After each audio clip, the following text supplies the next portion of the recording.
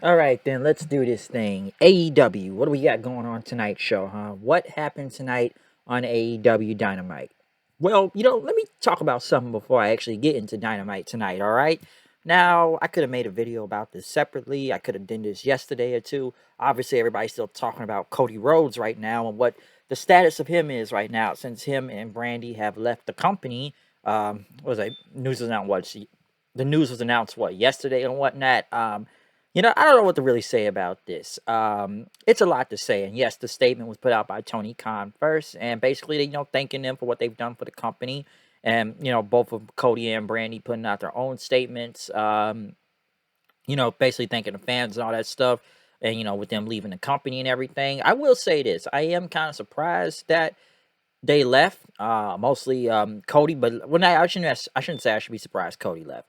Cody was already working not under contract for multiple kind of weeks now. Okay, so that already kind of told you something. So he was not even under the contract. Brandy, I'm not even really sure what's going on with that. Maybe because she left because of association with Cody and whatnot. I could see that because I'm sure everybody's now wondering with Cody Rhodes. Like I said, this was one of the founders of the company, and yeah, it's been a lot of stuff going on around there with changes from the EVPs and whatnot. Let's remember, Tony Khan did kind of take back control of it, taking, I guess, a lot of power away from them because leaving people with too much power in the company without one lead head of creative and whatnot, it's going to be a lot going on. Some would say with egos and, people not wanting to do things. Everybody's got their own ideas and they don't want to look weak and stuff. Then again, they said it's the problem with WCW when Eric Bischoff gave people a lot of control. Hulk Hogan and whatnot. Come on, he had a lot of creative control and WCW and stuff. But I look at this with Cody. Um, I'm not really sure. Do I think this is a work like a lot of people are saying right now? Yes and no. Well, no, this stuff looks way too legit to be a work. And then again, why would it be a work and who benefits off of this, huh? What, is it just to get people talking? Is it just to, even I would have said this the other day, like, what? So let me get this straight. Did they work everybody just to get people to watch Dynamite to pop a rating? Or is this some type of big storyline? It wouldn't really make a lot of sense because it's almost like you're using something legit just to work the people. Yeah, it's going to get people talking about it and stuff, but we're talking about someone that's actually leaving the company and then what he's going to pop up.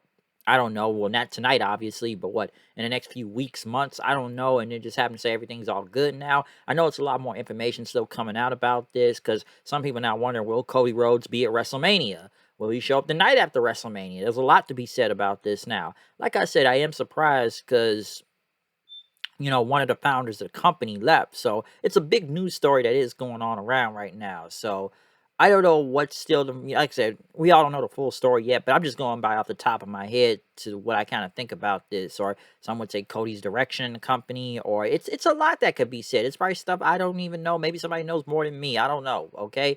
But I just kind of surprised that he just left him and Brandy. I'm like, that's a very interesting move right there. So will they end up back in the WWE? I don't know. Because some people already said they're gonna go form their own wrestling company. Him and Shane McMahon, like, dude, I highly doubt that, okay? Or they're gonna go buy Ring of Honor or something. Like, I don't really see any of those things happening. And if it did, I'd be very shocked if Cody just left to go form another wrestling company. Like, dude, you helped form this wrestling company right here. And then again, don't get me wrong, Shane McMahon's got money and stuff, but how many billionaire backers are you gonna find to fund a whole wrestling company? I'm sure there's some out there, whatnot, but how many of those are gonna be interested in wrestling? And how fast are you gonna get a TV deal like you did with this one? Yeah, we know AEW's not on TNT anymore and on TBS, but tell me, how fast are you gonna be able to do that?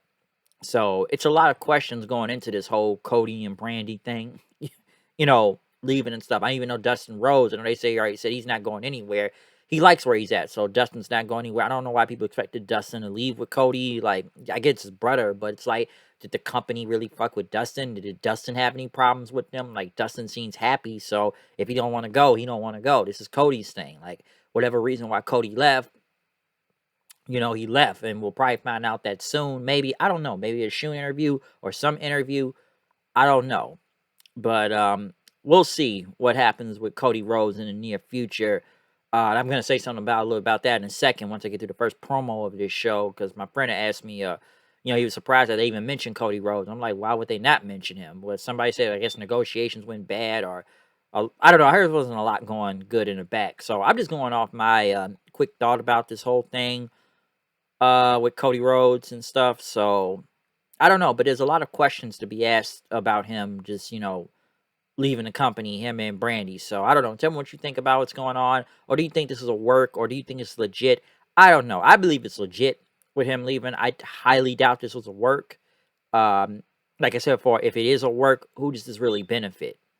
Other than maybe just gaining some buzz and whatnot. So I don't know. It looked legitimate to me of him, leaving, looking at the statements too. So it's a lot of questions to be asked. But tell me what you think about the entire Cody Rhodes thing going on. But we do kick off the show tonight. Nashville, CM Punk in the ring, Indian style, I guess, getting ready to do, the whole pipe bomb thing. He says, if you don't know by now, you should know, my name is CM Punk, straight edge, drug free, alcohol free, and stuff. And I'm better than you. And by the way, he was wearing a mid, T-shirt, MJF's thing and whatnot. And he said those words sound familiar because I spoke them almost 20 years ago, and became the foundation of his career. And talk about inspiring the next generation of wrestlers and stuff. And some have sat like me, became straight edge, all that stuff, wrestle like me. And then there's MJF. He tries to sit like me, talk like me, look like me, all this stuff, but he's not me, all right? And Punk said, he thought I'd be angry because he beat me in Chicago twice. But he's proud of him, he said, because, your history and whatnot, okay? But MJF wants to be the Piper in Portland or the Brett in Canada or Punk in Chicago. But he said instead he's shitty little Max from shitty Long Island. And he said, thanks to Moxley last week, I will get my rematch with him. And, it'll be after sundown in Orlando, March 6th, which, of course, was going to be a revolution anyways. Everybody knew that happening. And, you can get MJF in a cage, but, he couldn't run from his lessons anymore. But, like Piper in Portland, he wants to be Piper so bad that he could get him in a cage match, but he probably know Wardlow would come out there. And basically, Punk has talked about he's learned from the matches he's lost and the ones he's won. So, he said Valentine's Day he was without a Valentine. So he wants MJF to be his. And he brought something out in front of a box, which was a dog collar. So I guess they're going to have a dog collar match at Revolution. Basically called MJF out. MJF came out. His Punk had a photo of him and MJF from back then when he was a kid. And, this was a huge day in your life, and it was a Friday or whatnot. This was a big thing. You paid a lot of money to meet me and everything, I'm sure. But on March 6th, it's gonna be the worst day of your life, okay? Because you're not gonna be stained in that shitty tan you got on. You're gonna be stained with blood, okay? MJF was just basically looked on. He looked like he was about to say something, but he just threw the mic down and walked off then. So obviously it's gonna be a dog collar match with both CM Punk and MJF. Great promo from CM Punk as usual and whatnot. So especially him setting up the match against MJF. But then again, we'll just keep the rest of the Pinnacle out. You said that a cage won't pick them, hold them out. What's gonna stop them from getting involved in this dog collar match, especially with Wardlow being brought up into this whole thing now? So I don't know how that's gonna work, but a dog collar match, which, like I said before, they did mention Cody Rhodes because he wasn't the first one with Brody Lee and stuff. So I don't know why. I don't know why he thought they weren't gonna mention him. Like, dude, like they were gonna mention it regardless. Okay, the match happened, so there's no reason for them not to mention it on commentary. But like I said, great promo from CM Punk to kick off the show. Next, though, we got Bryan Danielson going against Lee Moriarty. My friend Steven said that the people that made Lee Moriarty's theme song, he knows them and made that track. So hey, good on him. Like I said, I guess he got his people out here rapping to, on Dynamite and everything. That's pretty cool, because like I said, Black Shag, you look him up on YouTube, he knows all the information of that. But Danielson and Moriarty, by the way, they gave Danielson lyrics to his own theme song now too. This was great.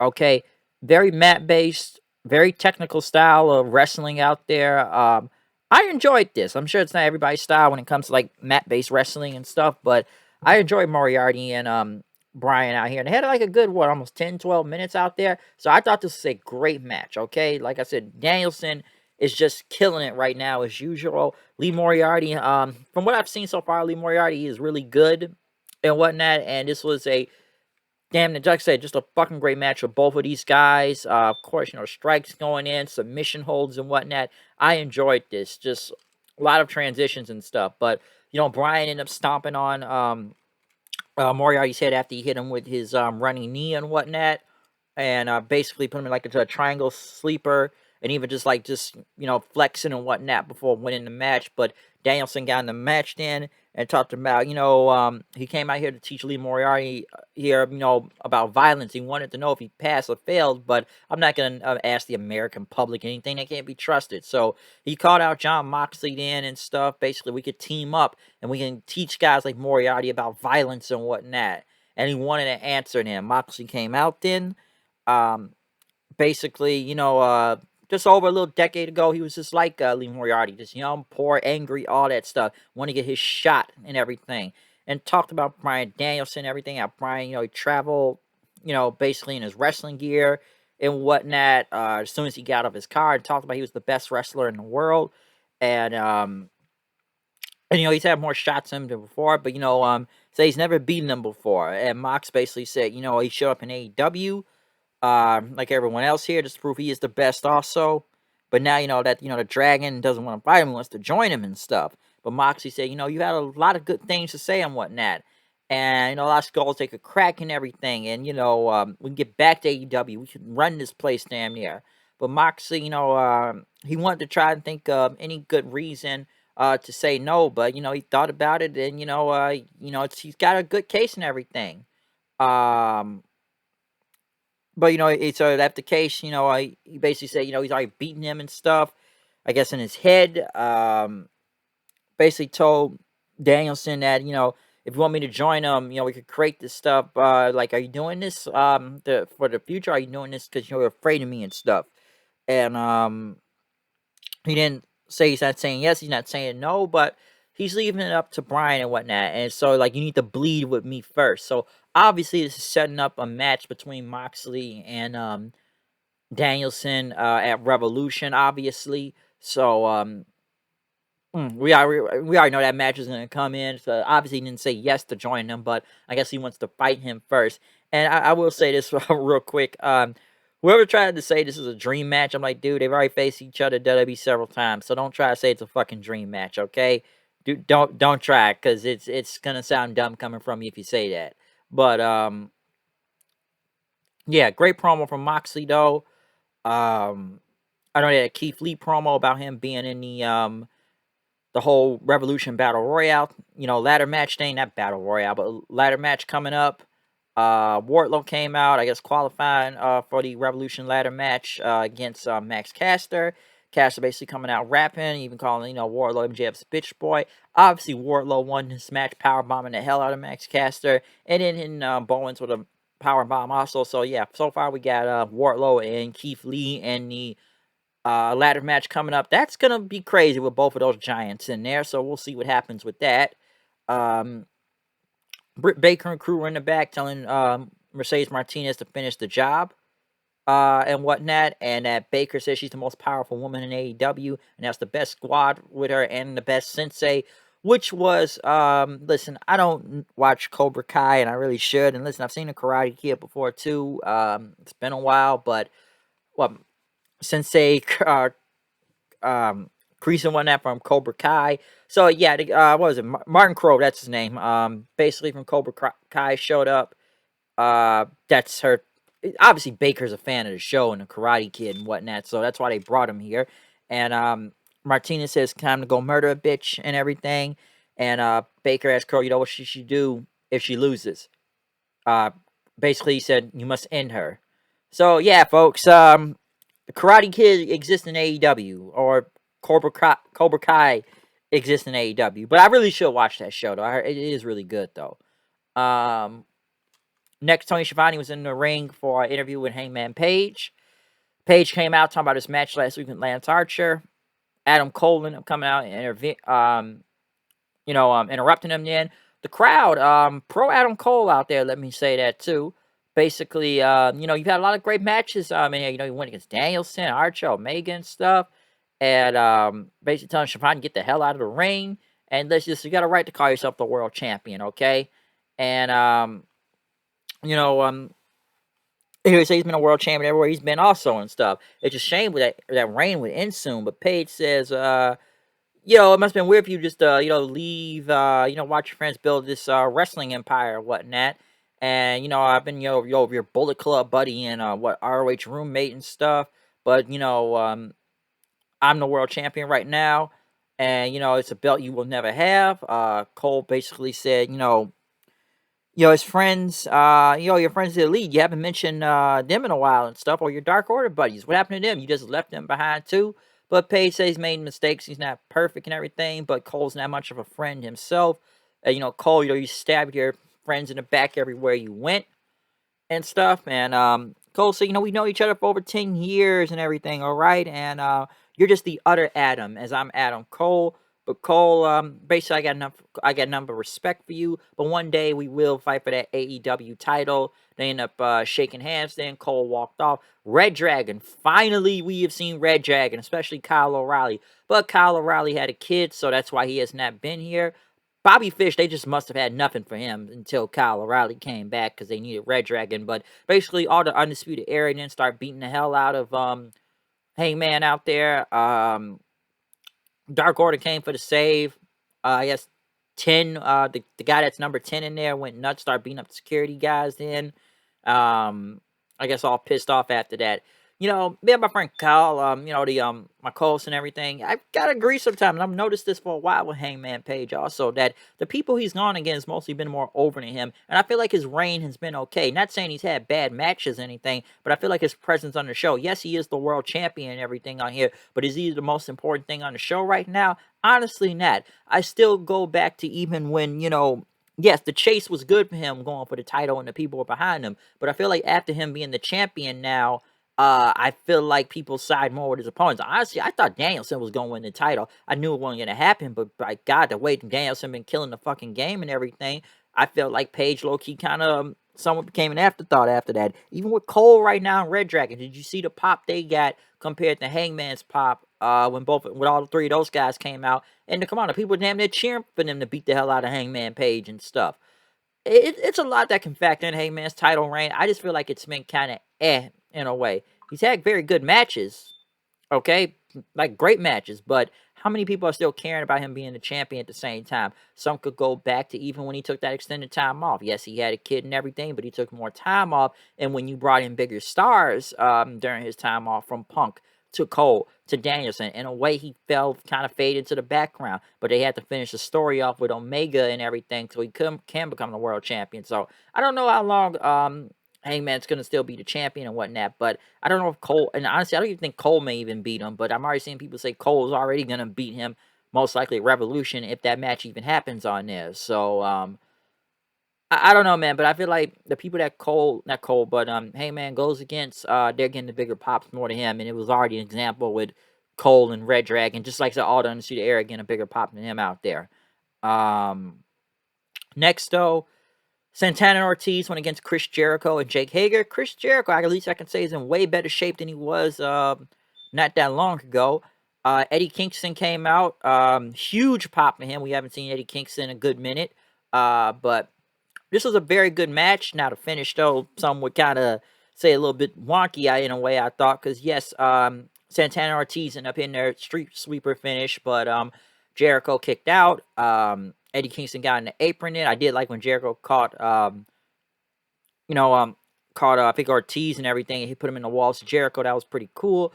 Kingston got on the apron in. Jericho hit a springboard drop kick, but Ortiz, distracting him. Santana just hit a discus clothesline, which I'm actually surprised that was the finish right there, and beat Jericho. But Jericho literally got back up, so he just no-sold the finisher and went after Eddie Kingston in. So, kind of a weird finish when you think about it. They hit their finisher, Jericho kicks out, but a basic ass clothesline takes out Chris Jericho, and he didn't even have to sell it. He just got right back up and went after Kingston again. So doesn't make a lot of sense. But obviously Jericho and Kingston may happen at Revolution, so we'll see what happens with that. But the tag match wasn't bad though. Cole was in the back with, I guess, the Bucks and Red Dragon. Basically talking about Cole's going to take out Preston Vance on Rampage this Friday. As Jay White will take out Trent Beretta.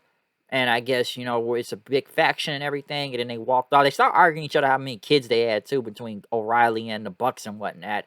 But then, you know, Cutler even asked, like, whose side are you on? Which side are you going to walk with? They cut the camera off then. Mercedes Martinez went against Thunder Rosa in a no DQ match. Mercedes coming out there with a lead pipe. As Thunder Rosa looked like Kill Bill out there with a steel chair. Very good match. Very good hardcore. Come on, we already knew Thunder Rosa was going to win. I do find it odd. I'm glad my friend Kyle pointed this out to me because I forget what Mercedes Martinez grabbing a rope to like break the, you know, near fall, which then gets us a no disqualification match. So why are rope breaks even being counted in a no disqualification match? Obviously, Thunder Rosa got the win with a crucifix under the chairs. Even though Thunder Rosa landed on the chairs, Mercedes didn't even hit any of the chairs. That was all Thunder Rosa just hit the chair. So Mercedes never even hit the ground, to be honest. But Thunder Rosa ended up raising Mercedes Martinez's arm, you know, bowing respect and whatnot. But Baker and crew came out there. Baker, I guess, went to you know, the Cobra, you know, or Sensei and whatnot, you know, Cobra Kai basically said, finish her and stuff, which they start jumping. Rosa, Baker gave Mercedes the lead pipe, but she hesitated too long, and then Baker and crew start beating the hell out of all of them then. So, obviously, probably a tag match next week, but we all know Rosa's going to be going for the title at Revolution, though, against Baker.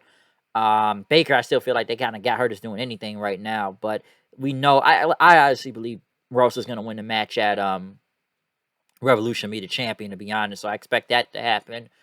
House of Black had a promo basically talking about Pentagon. I guess they're waiting on someone else, or somebody maybe joining the team and whatnot. So we'll see what happens with that. Jay White cutting a quick promo, brief with the Switchblade, of course, as he's going to take out Trent Beretta, you know, leader of the Bullet Club. Jay White's all over the place right now. Impact, New Japan, and AEW. So Jay White on a lot of shows right now.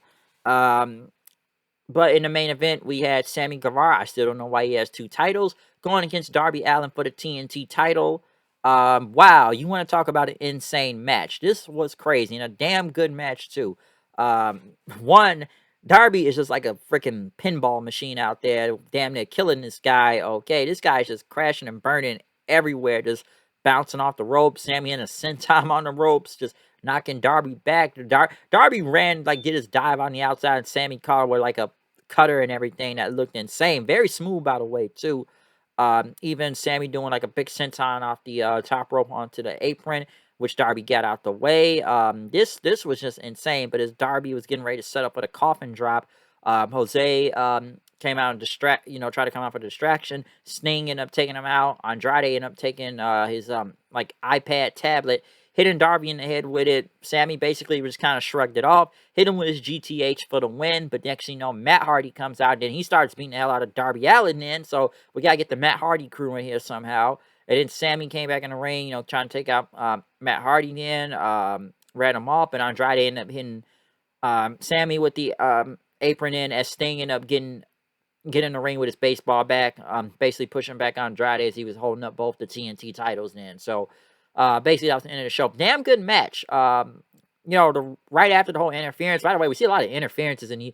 How many interferences did we get after matches tonight? By the way, like we got to at least like a segment and 2 matches. All right, with the no DQ match with Rosa and Baker with, you know, interference coming out and attacking, or even Heyman's promo getting attacked. And now with, you know, the TNT title, someone's got to get beat up after after a match and everything. So we saw at least like 3 of those in a way tonight. But overall, I thought it was a really good show. Hot crowd tonight in Nashville too, so they were really hot crowd. But you know, it was a lot of good things from the main event to the Punk promo to Moriarty and Danielson. I thought that was the match of the night on there.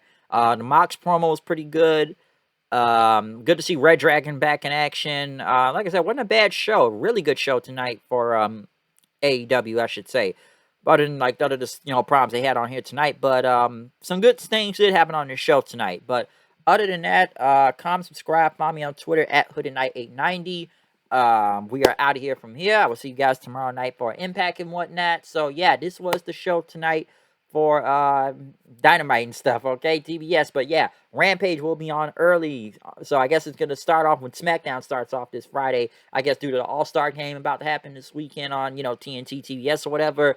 TNT, I should say, because Rampage is still on TNT. So, yeah, with the All-Star game happening, Rampage will start early this Friday at 7 o'clock when SmackDown comes on, okay? But other than that, I'm out of here. See you guys then. Peace.